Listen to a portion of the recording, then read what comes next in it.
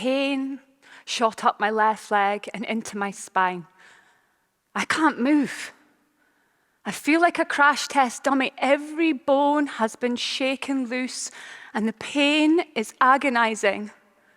I feel like I'm suffocating as I remove the airbag from my face. Panic sets in. My mind feels like a Formula One race car at Silverstone. There is so many people surrounding me looking for answers to questions, but my answers fall on deaf ears. I'm rushed to A&E. There's more people, more noises as the pain intensifies with every passing second. Uncertain of what is going on, I lay here, immobilized. A doctor enters with a look of concern on his face, which only further panics me. "We've found something unusual in your scans," he begins. My mind is like a tornado. What could it be? What have they found? Have I? "And we're not sure what it is," he continues, snapping me back into the room.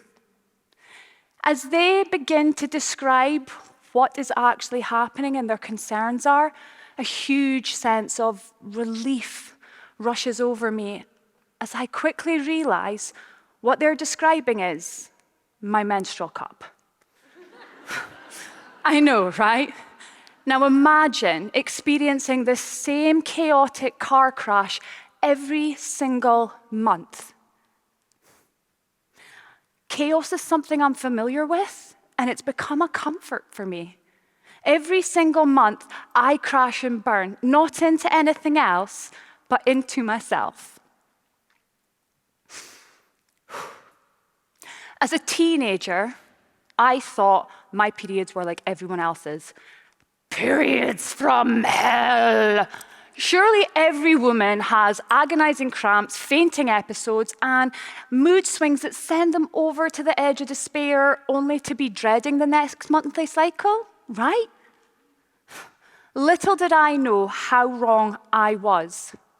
The female cycle was, and still is, so taboo. I had no idea I was the only one suffering in this way. Why is this happening to me? What's wrong with me? Feeling rejected, everyone around me started calling me a weirdo, saying that I didn't fit in. And instead of speaking to me, they spoke about me behind my back. Overwhelm began to rise up inside me like a roller coaster ride, clicking, click, click, click, up to the top before the drop. My overthinking brain just couldn't stop. And that's when the voices appeared. Desperate to fit in, I listened to all the girls, and they were talking about being on the pill and how amazing this was. You see, back then, popping pills was seen as trendy, and with an opportunity to make me feel better, I called up the doctor in hopes I was going to be prescribed this contraceptive pill. I eagerly arrived at the doctor's office. I was so excited. I was going to be normal. I answered all the questions, but I didn't fit the criteria. I didn't fit. Again. However, there was this contraceptive injection that I would be suitable for, and this sounded like a miracle.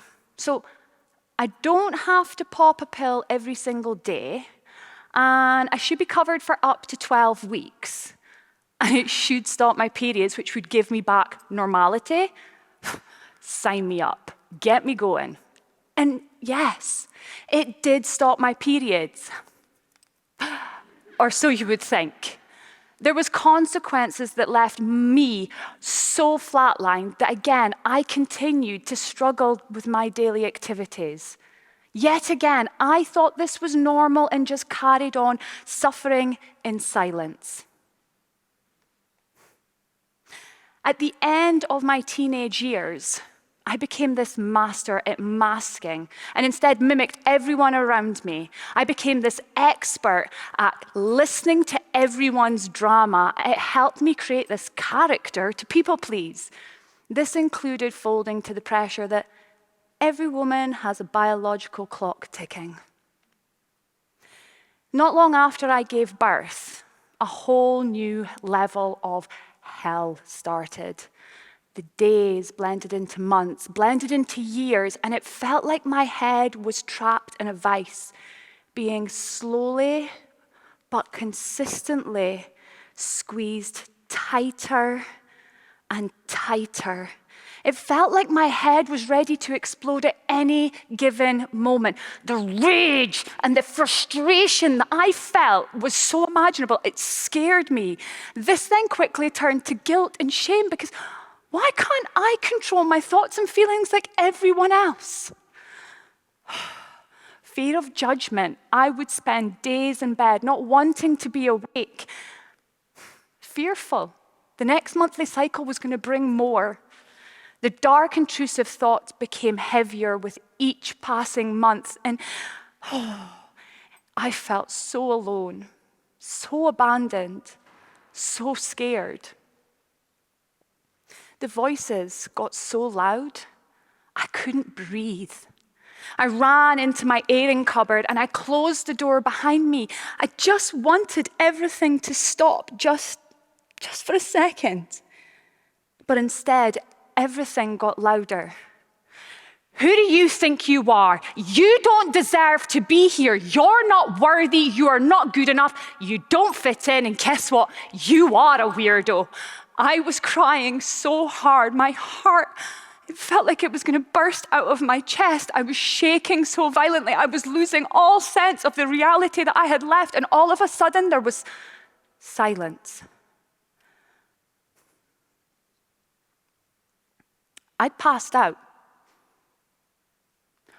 When I finally woke, everything felt quieter, softer. The pain and the voices in my head, they weren't as intense anymore. And for the first time in what felt like forever, I was able to take a deep breath. I can't keep doing this. This is too hard. I don't want my daughter having this weirdo mum that didn't fit in, or worse, ending up being just like me. Something had to change. I had to change. And if I couldn't do this for me, I was going to do this for her. I didn't want her being known as a weirdo. I didn't want her being scared of her monthly cycles. I wanted answers. I needed answers. So I could be there if she needed someone to listen.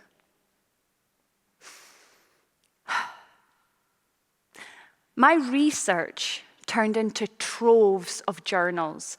I would record everything that happened with each roller coaster monthly ride. And trust me, it was hard to pinpoint because with each month brought a new bout of surprises.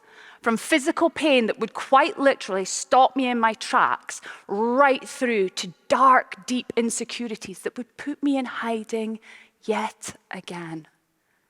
But there was one thing. I had a new driving force, my daughter. I would spend hours inputting all this information I'd collated onto the internet. And then one evening, this 4-letter word appeared. PMDD. I'd never heard of it. And trust me, I've learned a few things about labels over the years. Pre-Menstrual Dysphoric Dysfunction. The more I inputted this information, the more these words kept appearing. PMDD is a medical condition. It affects around 5 to 8% of women. This is the same percentage of people that are being diagnosed with diabetes. PMDD is not just bad PMS, but an actual severe mood disorder, which is attached to the menstrual cycles and hormonal changes. It can create an interesting mix. Physical pain, extreme mood swings, right through to dark, intrusive thoughts, which can actually have self-harming effects, or even potentially suicidal ideation. This typically starts around 3 to 5 days before a menstrual cycle, but it can continue 2 to 3 days after for some women, myself included. Armed with this information, I went to the doctor. I was ready. I explained everything. And for the first time, I felt seen and heard. The doctor agreed with my findings and said, yeah, we agree. But the only thing we can offer you is medication to ease symptoms. For me, more temporary fixes. And that's when I realized if anyone was going to support my condition, it was going to have to be me. I was going to have to listen to myself, to my needs, to my cycle. I took control. I started tracking everything on an app designed specifically for women. I started supplementing and supporting my hormones, and I surrounded myself with people that were willing to support, not fix me, but understood there was different challenges throughout the month that required different things. And now I'm back in the driving seat. And the road is not always smooth, because I now have perimenopause in that backseat making an appearance. But I trust myself enough to navigate through this. And here's the thing. We all face crashes and challenges and unexpected obstacles. But sometimes when we're the driving force, we also need to have somebody ready to ride alongside us. We need a passenger who's willing to support and listen and help us navigate when we get a little bit lost. But sometimes we need a driving force, someone that is going to help us navigate when that road is dark and lonely.